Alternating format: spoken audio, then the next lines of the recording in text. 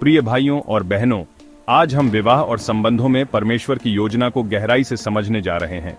कई बार हम यह सोचते हैं कि विवाह केवल एक सांसारिक बंधन है, लेकिन बाइबल हमें सिखाती है कि यह एक आत्मिक और दिव्य संबंध है। एफिसियों 5:22 कहता है, हे पत्नियों, अपने अपने पति के अधीन रहो, जैसे कि प्रभु के।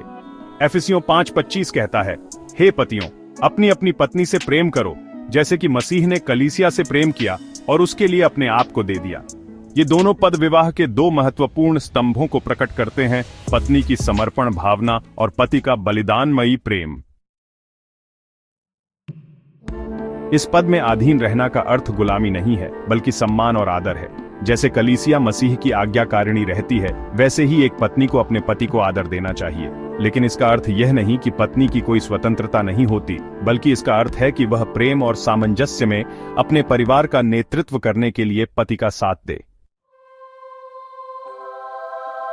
जब पत्नी अपने पति का सम्मान करती है, तो वह उसके आत्मिक और मानसिक उत्थान में सहायक बनती है। बाइबल कहती है कि एक समझदार स्त्री अपने घर को बनाती है, लेकिन मूर्ख स्त्री उसे अपने हाथों से गिरा देती है। नीति वचन 14:1। इसलिए परमेश्वर की योजना के अनुसार पत्नी को घर का स्तंभ माना गया है, जो प्रेम और समर्पण से परिवार को जोड़कर रखती है। एफिसियों 5:25 में पति के लिए सबसे बड़ी जिम्मेदारी बताई गई है, अपनी पत्नी से प्रेम करो, जैसे मसीह ने कलीसिया से प्रेम किया। मसीह ने कलीसिया के लिए क्या किया? उन्होंने अपने प्राण दे दिए। इसका अर्थ है कि पति का प्रेम केवल भावनाओं तक सीमित नहीं होना चाहिए, बल्कि वह निस्वार्थ और बलिदानमयी होना चाहिए। एक अच्छा पति वह है जो अपनी पत्नी की भावनात्मक, मानसिक और आत्मिक आवश्यकताओं को समझता है।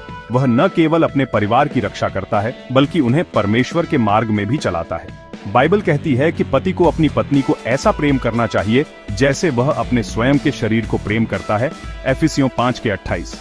जब पति अपनी पत्नी के प्रति ऐसा प्रेम दिखाता है, तो विवाह में सामंजस्य और शांति बनी रहती है।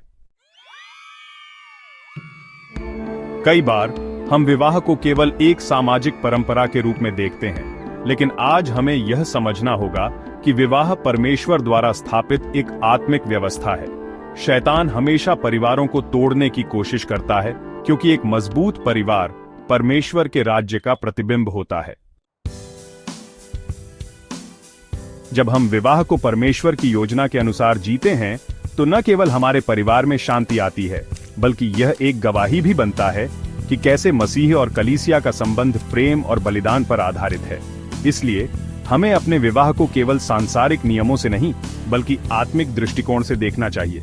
पति और पत्नी दोनों को चाहिए कि वे एक दूसरे की आत्मिक उन्नति में सहायक बने और विवाह को केवल एक अनुबंध नहीं, बल्कि एक पवित्र वाचा के रूप में देखें।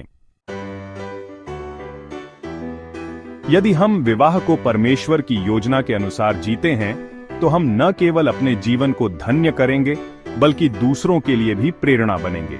पत्नियों को चाहिए कि वे अपने पति को आदर दें, और पति को चाहिए कि वे अपनी पत्नी को निस्वार्थ प्रेम दें। जब हम इस शिक्षा को अपने जीवन में लागू करेंगे, तो हमारा विवाह एक आशीषमय और आत्मिक रूप से फलदायी होगा। परमेश्वर आप सभी को आशीष दें। आमीन।